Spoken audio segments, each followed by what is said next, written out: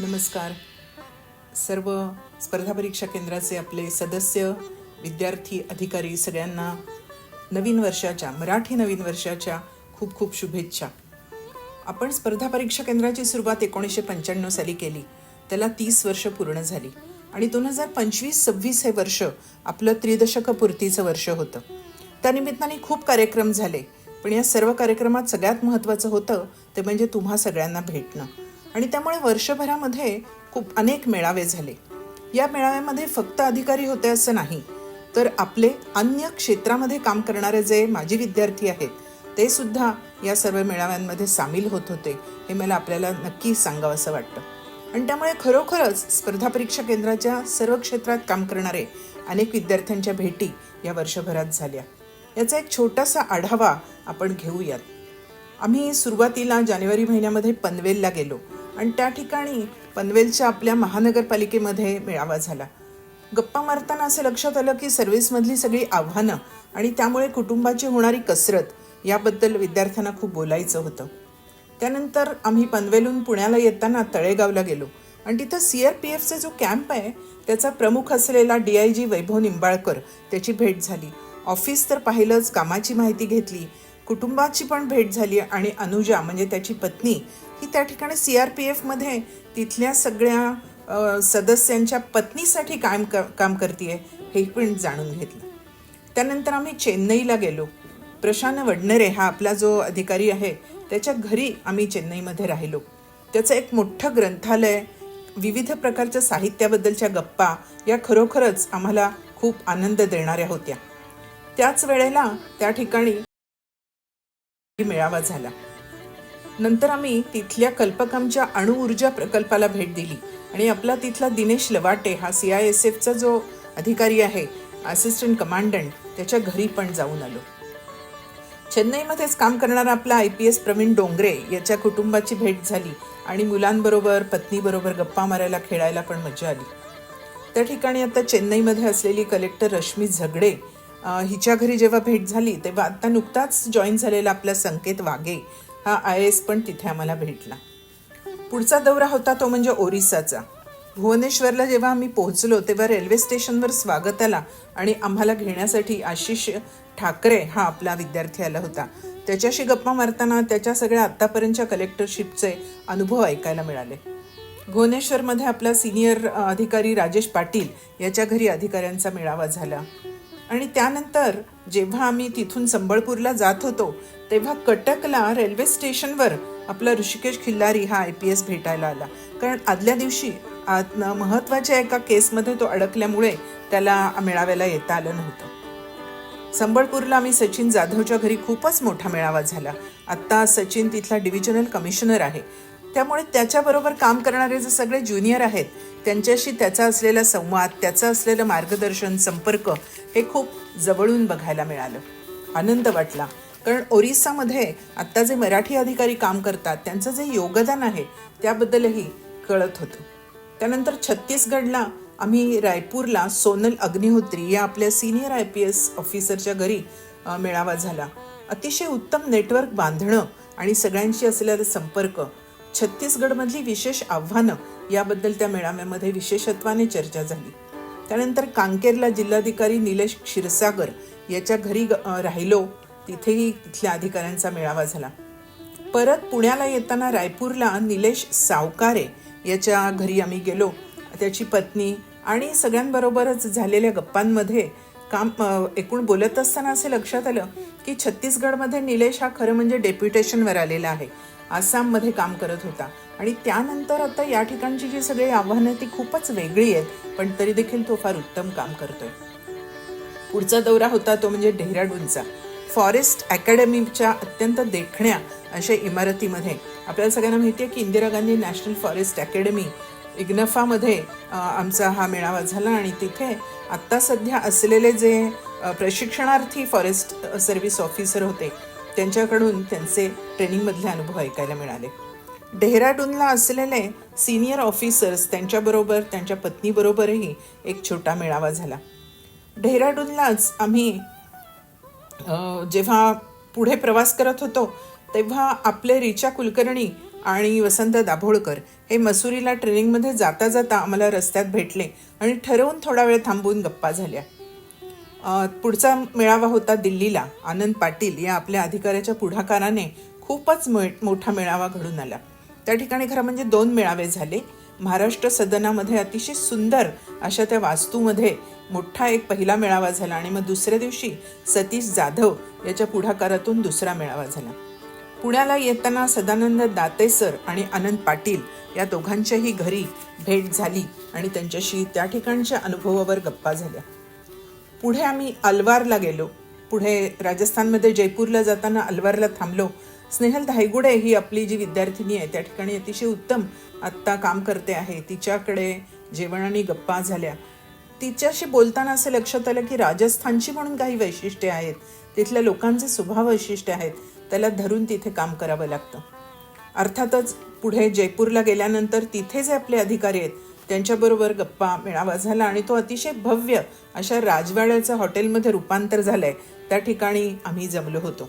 त्यांचे अनुभव ऐकताना राजस्थानी माणसांची मानसिकता लक्षात घेऊन कसं काम करावं लागतं हे विशेषत्वाने ऐकायला मिळालं. त्यानंतर 2 गृहभेटी होत्या. त्या म्हणजे शिवप्रसाद नकाते हा IAS अधिकारी आणि परीस देशमुख हा आपला IPS अधिकारी. दोघांच्याही घरचं अगत्य खूपच सुखावून गेलं. त्यानंतर पुण्यामध्ये एक मोठा अधिकारी मेळावा झाला. पुणे आणि आसपासचे असे आपले सगळे अधिकारी त्यावेळेला जमले होते, अन्य विद्यार्थी जमले होते आणि विशेष गोष्ट म्हणजे त्यावेळेला 10 मेंटॉर्स हे आपल्या नेटवर्कमधले त्या मेळाव्याला उपस्थित होते. त्या मेळाव्यामध्ये अतुल कुलकर्णी सरांचं अतिशय उत्तम मार्गदर्शन सगळ्यांना मिळालं. पुढचा मेळावा होता तो म्हणजे नाशिकमध्ये महाराष्ट्र पोलीस अकॅडमी या अतिशय मी पुन्हा म्हणेन की देखण्या अशा इमारतीत आणि अतिशय सुंदर अशा परिसरामध्ये तो मेळावा झाला. त्या ठिकाणी गप्पा मारताना पालक म्हणूनची सर्व अधिकाऱ्यांची जी भूमिका आहे ही कशी असली पाहिजे आणि त्यात काय अडचणी येतात याच्याबद्दल जरा जास्त चर्चा झाली. गीता आणि किरण चव्हाण हे आपले तिथले पोलीस अधिकारी आहेत, त्यांच्या घरीच राहिलो होतो आणि त्यामुळे त्यांच्याही घरचं उत्तम ग्रंथालय, मुलांना असलेलं वळण, संस्कार हे खूप जवळून पाहायला मिळाले. मिलिंद आणि मंदार कुलकर्णी या आपल्या तहसीलदार अधिकाऱ्यांच्या घरी गेलो. त्यांच्याही घरचं अतिशय साधं वातावरण आणि मुली दोघांच्याही त्यांचं गाणं ऐकायला मिळालं आणि अतिशय साधेपणाचा एक अतिशय चांगला अनुभव त्यांच्याही घरी मिळाला. नाशिकमध्येच शबरी आदिवासी विकास महामंडळ आहे, त्याच्या ज्या प्रमुख आहेत लीना बनसोड IAS अधिकारी, त्यांच्याशी गप्पा झाल्या. त्यांच्या कार्यालयामध्ये मुद्दामून गेलो आणि त्यांनी तिथला एकूण आदिवासी तयार करत असलेल्या अनेक वस्तूंचा जो ब्रँड तयार केला आहे आणि त्याची वेबसाईट करून ती सगळी प्रॉडक्ट्स आता विक्री केली जाते त्याच्याविषयी महत्त्वाची माहिती दिली आणि फारच सुंदर अशी भेट त्यांच्याकडून आम्हाला मिळाली. येताना वाटेमध्ये ओंकार पवार हा आपला नुकताच झालेला IAS अधिकारी जो आता CEO म्हणून काम करतोय नाशिकची, त्याची भेट झाली. ओंकारचा वाढदिवस होता आणि म्हणून ठरवून मुद्दामून एका ठिकाणी थांबून त्याला भेटलो. पुढचा मेळावा होता संभाजीनगर आणि अहिल्यानगरचा. त्याच्यामध्ये मुकुल कुलकर्णी आणि नासिर मनेर याच्या पुढाकाराने ते झाला होता. तिथेही खूप जणच भेटले. काही जण तर 20 वर्षानंतर पहिल्यांदा भेटत होते. तरी देखील हे सगळं मधलं अंतर मिटून गेलं आणि जणू काही आपण कालच भेटलो आहोत अशा अतिशय छान गप्पा झाल्या. विद्यार्थ्यांमध्ये असलेला एकमेकांबद्दलची आपुलकी आणि आमच्याबद्दलचं प्रेम आणि प्रबोधिनीबद्दलची एकूणच आदर हा खूप जाणवत होता. तंत्रज्ञानाचा प्रशासनामध्ये कसा वापर केला पाहिजे याच्याबद्दलची चर्चा त्या ठिकाणी झाली आणि अर्थातच पालकत्व हा मुद्दा सुद्धा होताच. मुकुल कुलकर्णी आणि पूजा नगरे यांच्या घरीच आम्ही राहिलो होतो आणि त्यामुळे त्यांच्या छोटीबरोबर सुद्धा खूप छान खेळता आलं. पुढे आराधना निकम हिच्या घरी गेलो होतो. तिच्याही घरची अतिशय सुंदर लायब्ररी, तिच्या प्राध्यापक म्हणून काम करणारे पती यांच्याबरोबर खूपच चांगल्या प्रकारच्या शिक्षणविषयक गप्पा झाल्या. त्यानंतर संदीप शेजूळ यांच्या घरी सुद्धा कुटुंब भेट झाली. अभिजित राऊत हा आपला IAS अधिकारी आहे तो आणि अनुराधा त्याची पत्नी डॉक्टर यांच्याबरोबर त्यांच्या घरी गप्पा झाल्या. नासिर मनेरच्या घरी भोजन आणि GST मधले त्याचे अनुभव असं ऐकायला मिळालं. एक औरंगाबादमध्ये आणि अर्थातच नागपूरमध्ये सुद्धा असं लक्षात आलं की पुणे किंवा मुंबईपेक्षा अशा जरा वेगळ्या टाऊनमध्ये असल्यानंतर थोडं निवांतपण मिळतं, मैत्र वाढतं आणि अधिकाऱ्यांचे सुद्धा छान गट होतात आणि ते एकत्र येऊन वेगवेगळे कार्यक्रम करू शकतात.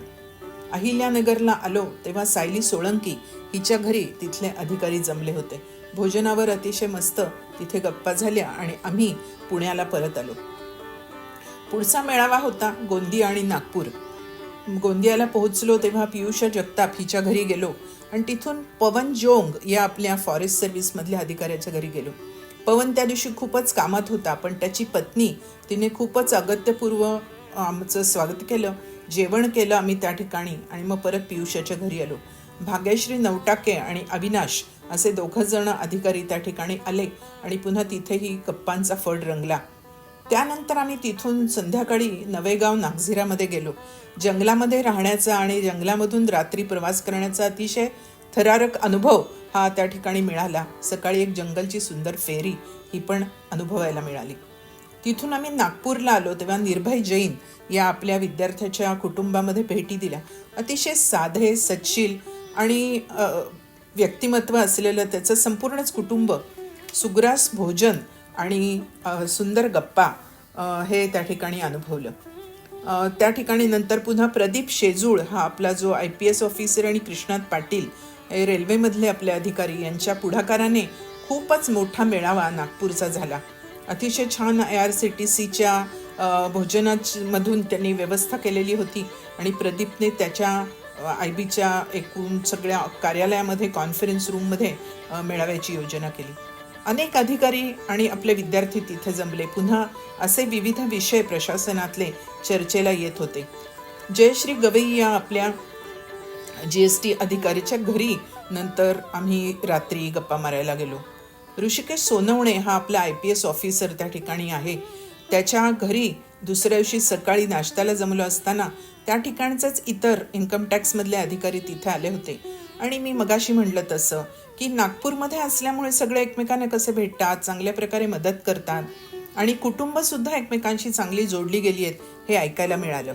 तसंच इन्कम टॅक्समधली सद्यस्थिती याविषयीच्या खूप चांगल्या गप्पा त्या ठिकाणी झाल्या. NADT आपल्याला सगळ्यांना माहिती आहे की इन्कम टॅक्सची जी काही ट्रेनिंग इन्स्टिट्यूट आहे त्या ठिकाणी आम्ही निवासाला होतो आणि क्षितिज तवरेज हा आपला विद्यार्थी जो त्या ठिकाणी अधिकारी आहे त्यांनी मुख्यतः सगळी व्यवस्था केली होती. क्षितिजशी बोलताना त्याचा या सगळ्या अधिकाऱ्यांकडे तसंच एकूण सर्व्हिसकडे बघण्याचा वेगळा दृष्टिकोन पाहायला मिळाला. सोशल मीडियाचा वापर कशा पद्धतीने केला पाहिजे आणि खरं म्हणजे अनॉनिमिटी कशी जपली पाहिजे हा एक वेगळा विचार त्याच्याकडून ऐकायला मिळाला. येताना अत्यंत अभिमान वाटावा अशी एक भेट म्हणजे श्रावण हर्डीकर. महामेट्रोमध्ये आत्ता सध्या ते प्रमुख म्हणून काम करतात. त्या ठिकाणी ते कार्यालय कॉर्पोरेट ऑफिसच म्हणावं अशा कार्यालयामध्ये गेलो आणि त्या ठिकाणचं कशा पद्धतीने काम केलं जातं, तिथलं एकूण प्रदर्शन पुढे कसं करणार आहेत असा सगळा एकूण चर्चा होत असताना प्रगतीचा आढावा कसा घेतला जातो याचा एक लाईव्ह डॅशबोर्ड आम्हाला पाहायला मिळाला. पुढचा मेळावा होता तो म्हणजे दिल्लीला. आपल्याला सगळ्यांना माहिती आहे पुढचे पाऊल हा तिथल्या मराठी अधिकाऱ्यांचा जो गट आहे त्या सगळ्यांच्या पुढाकाराने दरवर्षी नवीन UPSCच्या अधिकाऱ्यांचा सत्कार केला जातो. यावर्षी तो सत्कार करण्याचा आम्हाला संधी मिळाली आणि अनिल पाटील आणि सुशील गायकवाड या दोघांच्या पुढाकाराने त्या ठिकाणी सुद्धा एक छान मोठा गट हा अधिकाऱ्यांचा जमला होता. पुढचा म्हणजे ठाण्याला जेव्हा प्रवास झाला तेव्हा आपला श्रीकृष्ण पांचाळ हा आत्ता सध्या ठाण्यामध्ये जिल्हाधिकारी म्हणून काम करतो त्याच्या घरी भेट झाली. पवन बनसोड हा DCP आहे त्याच्या घरी तो श्रीकृष्णाच्या घरी आला होता तेव्हा पवनचं अत्यंत वेगळ्या प्रकारचं वाचन त्याच्यावर गप्पा झाल्या. राजश्री आणि राहुल सारंग यांची कुटुंब भेट झाली आणि अत्यंत मनाला सुखावणारं असं ते कुटुंब आणि त्यांचा विचार साधेपणा हे बघून फार चांगलं वाटलं. शेवटचा मेळावा म्हणजे नुकताच पार पडला तो ग्लोबल थिंकर्स आपण त्यांना म्हणतो, म्हणजे जे प्रशासकीय अधिकारी नाहीत पण वेगळ्या अन्य क्षेत्रात अत्यंत उत्तम प्रकारे काम करत आहेत असे पुणे आणि आसपासचे सगळे आपले ग्लोबल थिंकर्स त्या ठिकाणी जमले होते आणि एकमेकांना आपण करत असलेल्या कामाची त्यांनी माहिती दिली आणि कशा पद्धतीने एकमेकांशी जोडून घेता येईल हा विचार त्या ठिकाणी मांडला.